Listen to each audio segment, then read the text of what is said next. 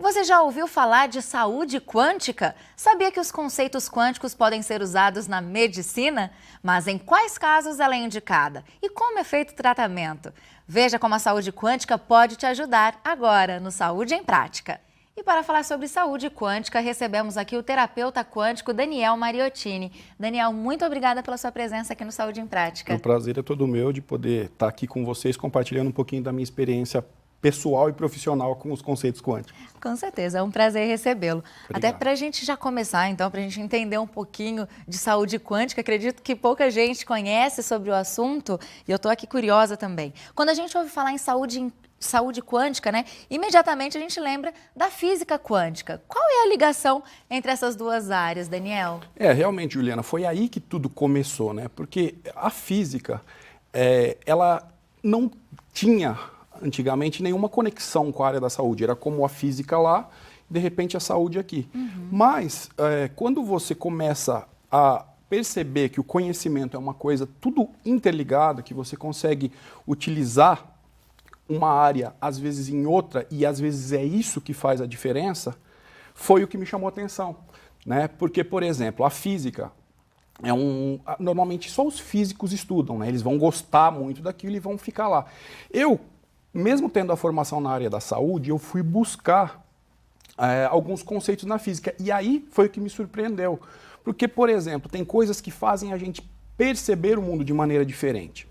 Então, alguns exemplos que eu aprendi com a física quântica. Você, por exemplo, quando eu encosto uma mão na outra. Então, por exemplo, com licença, encosto sua mão aqui. Você tocou a minha mão? Ok. Você me disse que sim. A física quântica diz que não. Por quê? Porque o que acontece? Existe a força de repulsão entre os meus elétrons da última camada e os seus. Então, nós realmente não nos tocamos. O que você sente é a força de repulsão dos seus contra os meus. Como quando você tenta juntar um ímã, por exemplo. Outra coisa, você está paradinho agora aqui me entrevistando, não está? Sim. A física quântica diz que não. E não é só a física quântica. A física diz que você está em movimento giratório a mais ou menos 1.700 km por hora. E em relação ao universo, nós estamos girando a mais ou menos 200 mil km por hora. Mas como assim, doutor Daniel? Essa é que é a questão. Isso nos leva a perceber que nós somos insuficientemente capazes de captar a realidade do universo.